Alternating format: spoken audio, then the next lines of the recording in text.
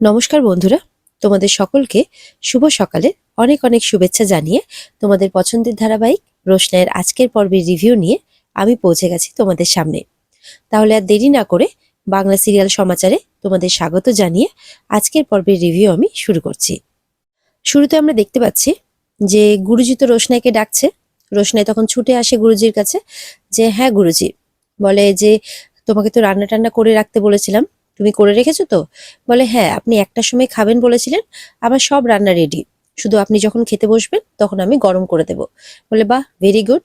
বলে যে আর চাটা বানিয়েছো যেভাবে বলেছিলাম? বলে চা তো বানিয়ে রাখিনি গুরুজি, আমি এখন গরম গরম আপনার জন্য বানিয়ে আনছি। বলে আচ্ছা, খুব ভালো। তবে তো রোশনি একটু দাঁড়িয়ে থাকে। তারপর ওখানকার একটি মেয়ে বলছে যে কি ব্যাপার, তুমি এখানে দাঁড়িয়ে আছো কেন?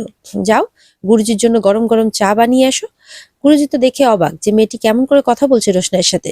তারপরে আবার বলছে কি হলো, যাও, দাঁড়িয়ে আছো কেন এখানে চুপ করে, যেটা বললাম সেটা করো, যাও। তখন গুরুজি বলছে হে ইউ, কিভাবে কথা বলছো তুমি ওর সাথে? তোমরা তোমরা সবাই একটা শিল্পকর্ম করতে এসছো, তো ভদ্র ব্যবহারটাও তো, আচরণটাও তো খুব জরুরি না? তো সবার সাথে কথা বলতে গেলে ভালোভাবে কথা বলো, না হলে তো এর ছাপটা তোমার নাচের উপরে পড়বে। তখন সবাই মিলে বলছে যে আমরা সবাই রিহার্সাল করছিলাম স্যার। মানে যখন স্যার বলছে সবাই নিজের ঠিকঠাক করে এনেছো তো, যেটা দেখিয়ে দিয়েছিলাম, বলে আমরা এক্ষুনি রিহার্সাল করছিলাম। তখন ওখানকার যে ভালো ছেলেটি উজ্জ্বল, সে বলছে না গুরুজি, সবাই মিথ্যে কথা বলছে, কেউ এখানে কোনো রিহার্সাল করছিল না। বাকিরা তো এটা শুনে খুব ভয় পেয়ে যায়, আর গুরুজিও ছেলেটির কথা শুনে অবাক হয়। এদিকে দেখা যাচ্ছে মাধবী তো খুব রেগে গেছে, দাদুকে আর ঠাম্মিকে বলছে যে যাই হয়ে যাক সোনামা, তোমার ছেলে কিন্তু খুব অপদার্থ আর অসৎ। তখন মাধবীর মুখে এই সমস্ত কথা শোনার পর ঠাম্মি বলে আমি খুব আঘাত পেলাম আজকে, তুমি আমাকে খুব আঘাত দিলে। আমি জানি না আমার ছেলে কি করেছে, তবে ওকে তুমি অপদার্থ বলতেই পারো, ও সেরকম ভাবে কাজকর্ম করে না, কিন্তু অসৎ বলে তুমি খুব ভুল করলে, কারণ আমার ছেলে আর যাই হোক অসৎ হতে পারে না। তখন মাধবী বলছে হ্যাঁ, তোমার ছেলে, স্বাভাবিক তোমার খারাপ লাগবে শুনতে, কিন্তু সোনামা, আমার কাছে তো উনি অসৎই থাকবেন, কারণ উনি কালকে স্কুলে এসে আমাকে যা নয় তাই বলে গেছেন। তখন মাধবীর বাবা বলে অনেক হয়েছে মাধবী, এত রাগ করে না, যাও তুমি চা নিয়ে এসো। তখন বড় মা থেকে শুরু করে দাদু থেকে শুরু করে সবাই বলে আমরা কেউ এই বাড়িতে চা খাবো না, আগে আমরা শুনবো যে আমাদের ছেলে কি এমন কাজ করেছে। আমাদের ছেলে যদি সত্যি এরকম কোনো কাজ করে থাকে তাহলে এই বাড়ি কোনো কিছু আমরা খাবো না। তখন মাধবী বলছে কেন সোনামা, কেন জেঠুমণি, কেন খাবে না? তোমাদের ছেলে করেছে, তোমরা তো কোনো কিছু করনি। আর তোমাদের সাথে তো অনেক আগে থেকে আমাদের আলাপ, তুমি ছোটবেলায় আমাকে কত ঘুম পাড়িয়ে দিতে শোনাবা, আর তুমি কেন খাবে না বলছো? বলে না, আগে তুমি বলো যে আমাদের ছেলে কি অন্যায় করেছে। তারপর মাধবী বলে সত্যিটা, যে ছোট বলেছে ওর নাকি অন্য জায়গায় ভাব ভালোবাসা আছে। তখন মাধবীর বাবা বলছে আমি তো এই ক্ষেত্রে ছোটকে অনেক সৎ বলবো, যে বিয়ের পর ও এই সমস্ত কথা বলেনি, যা বলার ও বিয়ের আগে বলেছে। তাহলে বিয়ের পর যদি বলতো তাহলে তো আমার মেয়েটার জীবনটাই নষ্ট হয়ে যেত, তাই না? সেই জন্য ও সেইটা করেনি, ও বিয়ের আগেই সবটা বলে দিয়েছে। বড় মা বলছে ওর যদি কোনো কারোর সাথে সম্পর্কই থেকে থাকতো তাহলে সেটা আমরা জানবো না? মাধবী বলছে তোমরা জানো না, হয়তো তোমাদের জানায়নি। এবার তো মাধবীর কথা শুনে বড়মা বলছে আমার মনে হয় ও বিয়ে করবার ভয়ে এইসব গল্প বানিয়ে তোমাকে বলেছে। এর আগেও বলেছিল না ছটা বাচ্চা আছে যাদের ও খাওয়াতে পড়াতে পারে না, তো আমার এই ক্ষেত্রেও তাই মনে হচ্ছে। তখন তো মাধবীর বাবা হাসতে থাকে, জানিস তো মাধবী, আমারও না এটাই মনে হচ্ছে। তখন মাধবী বলছে তো যেই ছেলে বিয়ে করতে ভয় পায়, আমাকে ভয় পায়, সেই ছেলের সাথে তুমি আমাকে বিয়ে করতে বলছো? তখন দাদু বলছে দেখো মাধবী, আমরা যদি আগে জানতাম যে তোমার বিয়ে করাতে আপত্তি আছে, মানে এই আমাদের ছেলেকে, তাহলে কখনোই তোমাকে আগে থেকে জোরাজুরি করতাম না। মাধবী বলছে কেন রাগ করবো না বলতো, যেই ছেলে হাফ ডজন বাচ্চা নিয়ে আমার স্কুলে যায়, বলে যে তার নাকি বিয়ে হয়ে গেছে, কারি কারি মিথ্যে কথা আমাকে বলে, তারপর আমাকে বিয়ে করলে নাকি সে সন্ন্যাস নেবে, সে তার নামই বদল করে ফেলেছে, ভেন্যু রেখেছে, তাহলে এরকম ছেলের উপর আমি রাগ না করে কিভাবে থাকতে পারি তোমরাই বলো। এখন আবার সে বলছে সে নাকি অন্য কাউকে ভালোবাসে, তো অন্য কাউকে ভালোবেসে জেনে আমি কখনো কি তাকে ভালোবেসে মানে বিয়ে করতে পারবো, সুখী থাকতে পারবো, তোমরাই বলো। তখন বড়মা বলছে যে আহ দাদু ভাইকে বলছে যে বাবা একটু ফোনটা দিন তো, ছোটকে ফোন করব। তখন মাধবী বলে না, উনি এই বাড়িতে আসবেন না। তখন বড়মা বলছেন মাধবী, তুমি যদি তোমার সোনামা জেঠুমণিকে সম্মান করে থাকো, আমাকে ভালোবেসে থাকো, তাহলে এরকম কথা বলো না, কারণ আমাদের বাড়ির কোনো সদস্য সম্পর্কে তুমি যখন এরকম কথা বলবে তখন তো স্বাভাবিক আমাদের খারাপ লাগবে, তাই না? আর দাঁড়াও, এর একটা হেস্তনেস্ত করে ছাড়তেই হবে। আমি ছোটর বড় বৌদি, আমার সামনে ও কখনোই মিথ্যে কথা বলবে না। এই বলে ছোটকে ফোন করতে থাকে বড় মা। আর এদিকে ছোট তো রাস্তায় দাঁড়িয়ে অপেক্ষা করছে, বলছে কাজ কাম নাই, নিজেরা গন্ডায় পিন্ডায় গিলবে আর আমাকে খালি এখানে দাঁড়িয়ে থেকে অপেক্ষা করতে হবে। একবার বাড়ি যাব, বাড়ি থেকে আসবো তো প্রচুর টাকা খরচা, তার চাইতে এখানে অপেক্ষাই করি দাঁড়িয়ে। বড় মায়ের ফোন দেখে বলছে, কি ব্যাপার, বড় বৌদি এতক্ষণ এত তাড়াতাড়ি ফোন করে ফেললো? তাহলে কি খানদানি সবকিছু বলে দিল নাকি? ধ্যাৎ, আমার লাইফটাই হেল হয়ে গেছে।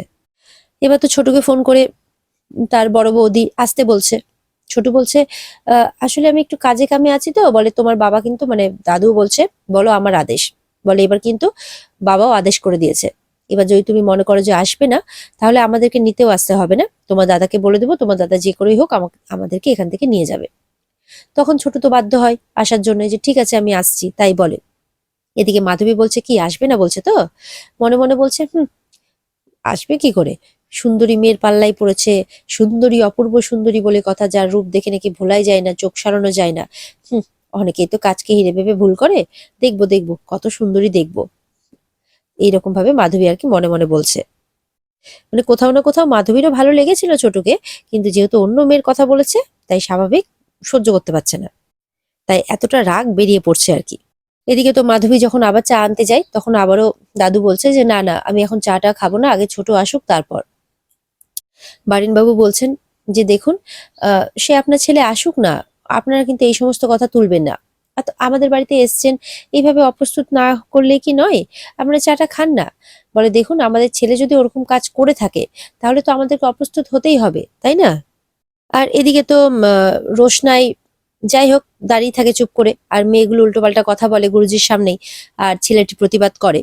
এরপরে গুরুজি বলছে, আচ্ছা তোমরা কখন এসছো এখানে? বলে গুরুজি 10 মিনিট আগে। তখন বলছে যে তারপরে তোমরা কি করছিলে? বলে যে আসলে আমরা এসে দেখি রোশনাই ঘর মুছছে, তো আমরা ঘরে ঢুকতেই পারিনি, বাইরে দাঁড়িয়ে অপেক্ষা করছিলাম। তখন ছেলেটি বলছে, না আমরা ঘরে ঢুকে পড়েছিলাম, আমরা ভেতরে ঢোকার পরে দেখি যে ওনার মোছাও কমপ্লিট হয়ে গেছে। তখন রোশনাই কে দেখে আর কি ওই মেয়েগুলো আবারও বলছে যে স্যার, আমাদের রিহার্সালের সময় যদি রোশনাই ঘর মোছামুছি করে, আমরা প্র্যাকটিস করব কি করে? ঘর ভিজে থাকবে না? একটা যদি অ্যাক্সিডেন্ট ঘটে যায়? তখন রোশনাই বলছে, স্যার আমি জানি, গুরুজি আমি জানি 10টার সময় রিহার্সাল শুরু হবে, তার আগে আমি সমস্ত কিছু কমপ্লিট করে নিতাম। তো ওনারা চলে এসেছেন, কিন্তু আমার কিন্তু 1 মিনিটের বেশি দেরি হয়নি, আমার অলমোস্ট ডান হয়ে গেছিল ঘর মোছা। তখন গুরুজি বলছে, আচ্ছা ঠিক আছে রোশনাই, মানে এবার তুমি আমাকে বলো তো যে আসল ঘটনাটা কি ঘটেছিল, ওরা কি আগে এসেছিল? বলে হ্যাঁ গুরুজি, এই 10 মিনিট আগে। তখন বলে এসে কি ওরা রিহার্সাল করছিল? রোশনাই বলে না। বলে যে আম, ঠিক আছে, তোমরা তাহলে আমাকে মিথ্যে কথা বললে। বলে না আসলে গুরুজি। তখন গুরুজি রোশনাইকে বলছে, যাও তুমি চাটা বানিয়ে নিয়ে এসো, আর আমি এদেরকে সহবত শেখাচ্ছি। তখন রোশনাই বলছে যে গুরুজি, আমি কারো হয়ে নালিশ করতে চাইনি, কিন্তু আমি আমার কাজটাও খুব মন দিয়েই করছি, আমি কোনো কাজের ত্রুটি রাখছি না, এমন করেই বলছে রোশনাই। এরপর রোশনাই চলে যায় চা বানাতে। এরপর গুরুজি রোশনাইকে একটা দায়িত্ব দেয়, যে তুমি মিউজিক অপারেট করতে পারো? বলে আপনি শিখিয়ে দিলেই পারবো। বলে আমি যেখানে যেখানে পজ করতে বলবো পজ করবে, যেখানে যেখানে প্লে করতে বলবো প্লে করবে। ঠিক আছে, পারবে তো? বলে হ্যাঁ গুরুজি পারবো। বলে ঠিক আছে, তুমি তাহলে চাটা বানিয়ে নিয়ে এসো, তারপর তুমি এখানেই দাঁড়িয়ে থাকবে। এবার তো ওই মেয়েটি আপত্তি করে, যে গুরুজি আপনি তো বলেছিলেন যে ও ঘরের ভেতর থাকবে, ও আমাদের নাচ দেখবে।